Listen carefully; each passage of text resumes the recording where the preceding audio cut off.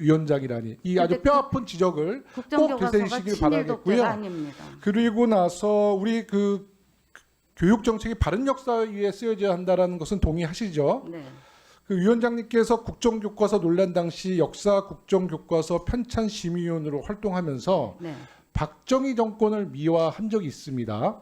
저는 이제 그 사실을 보면서 박근혜 대통령과의 어떤 그 친분 관계 때문에 박근혜 대통령의 부친인 박정희 대통령을 미화한 것인지 아니면 정말 박정희 정부에 대해서 국민들에게 좋은 평가를 내리셨는지는 모르겠습니다. 저는 심의에 참여했습니다. 그러니까 박정희 정부는 박정희 정부는 어떻게 평가하세요? 산업화에 대해서야 우리가 다 모든 데 전반적인 그러니까 뭐 역사학자로서 박정희 정부는 어떻게 평가하십니까? 어떤 인물은 한 단면뿐 아니라 전체적인 맥락에서 공과 가가 있는 거죠. 네네네. 그럴 때 박정희 대통령의 산업화로 인해서 우리가 번영한 거에 대해서는 다 동의하지 않습니까? 네. 그러나 제가 국정교과서의 집필자가 아니고 또 하나는 제가 한국학중앙연구원장으로 아니 그러니까 개인적인 그 했습니다. 역사학자로서 박정희 네. 정부를 그러면 이제 산업화를 인정하고 나머지 네. 부분은 인정 안 그다음에 하신다는 이제 건가요? 그늘도 있죠, 당연히. 네네. 그늘은 어떤 게 있나요? 뭐 여러 가지 잘 아시잖아요. 아니요 산업화는 정확히 말씀하시고 그늘은 네. 왜 정확히 말씀 안 하세요? 그러니까 뭐 네? 말씀해 보시라고요. 그건 말씀 안 하실래요? 그것에 대해 또 다른 면에 강요는 안 대해서 하겠습니다. 상처받은 분들도 예, 있을 예. 거 아니겠어요. 그러면 전두환 정권은 어떻게 생각하세요? 그것에 대해서는 제가 말할 아니 박정희 정권을 얘기하면서 왜 전두환 정권은 말씀을 못 하죠? 정권에 대해서는 네? 뭐 전두환 정권에 대해서는 지금 여기서 제가 또 심층적으로 뭐 헤아리지도 않았고요. 아니요. 그러니까 박정희 정권을 대통령은 평가하시면서 전두환 좀 정권은 왜 확실한- 평가를 못 하세요?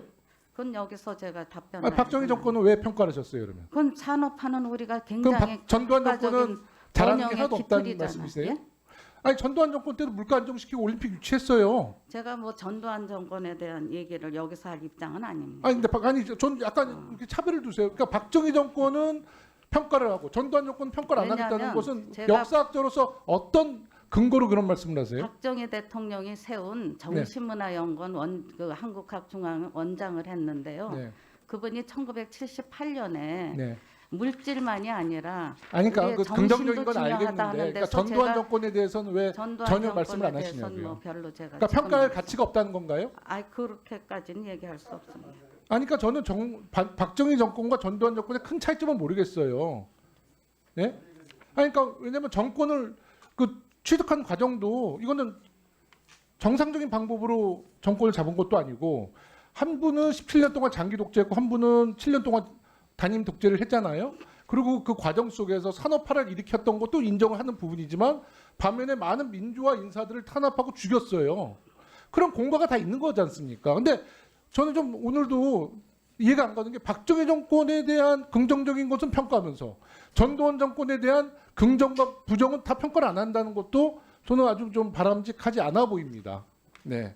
왜냐하면 제가 왜 이 질문을 던지냐면 지금 장관급 인사로 이승만 정권부터 윤석열 정부를 모두 겪은 분이 아마 한덕수 총리와 우리 이배용 위원장님밖에 없어서 역대 정권을 그래도 겪어보신 분이 그래도 또 역사학자로서 어르신이고 이런 평가를 내가 질문하는 것에 대해서 이렇게 말씀을 못하는 점에 대해서는 제가 의외라고 생각합니다. 네. 그 지난 3월 24일 윤석열 대통령 당선자가 특보로 임명을 했을 때요. 이런 말씀을 하셨더라고요. 화합과 상생 포용을 기치로 평생 국민을 사랑하고 두려워할 줄 아는 애민 정신이야말로 진정한 국가 지도자상임을 강조해온 이 전 총장의 가치관은 국민이 모든 국정과제의 기준이 되는 윤석열 정부와 그 지향점이 완벽히 일치된다. 선정할 때 밝힌 내용이거든요. 네. 그러니까 지도자에 대한 이제 가치를 그렇게 지금까지 일관적으로 얘기해 오셨는데 화합과 상생 포용의 기치 그 말씀하신 부분이 윤석열 대통령과 부합하나요? 하나라도 이 가치에 대해서 부합하는 거 있으면 한 가지 사례만 얘기해 주세요. 지금 제가 그 말씀을 드릴 건 아니고요. 아니요. 지금 잘 본인의 가치가 화합과 상생 포용의 기치로라는 네. 얘기인데 윤석열 대통령 이 세 가지 기치에 네. 부합되는 게 있으면 한 가지 네. 사례만 얘기해 달라고. 그렇게 해가지 않으시겠습니까? 당연히. 지금까지는 그런 사례가 없었나요? 아니 사례를 일일이 드는 게 아니 아니라 한 가지만 대표적으로. 화합과 상생의 가치로 지금 이끌어오시고 가실 거 아닐까요? 아니 네. 그러니까 앞으로 미래는 그렇게 가셔야 되는데 지금까지 100일 넘게 그런 사례가 한 가지만 있으면 얘기해 보시라고요. 그거는- 지도자의 한 가지만 말씀해 보세요. 이상입니다. 청와대를 국민에게 내준 것만 해도 국민과 화합 아니에요. 네. 네. 김용 이상입니다. 청와대를 국민에게 내준 것만 해도 국민과 화합 아니에요. 네. 네.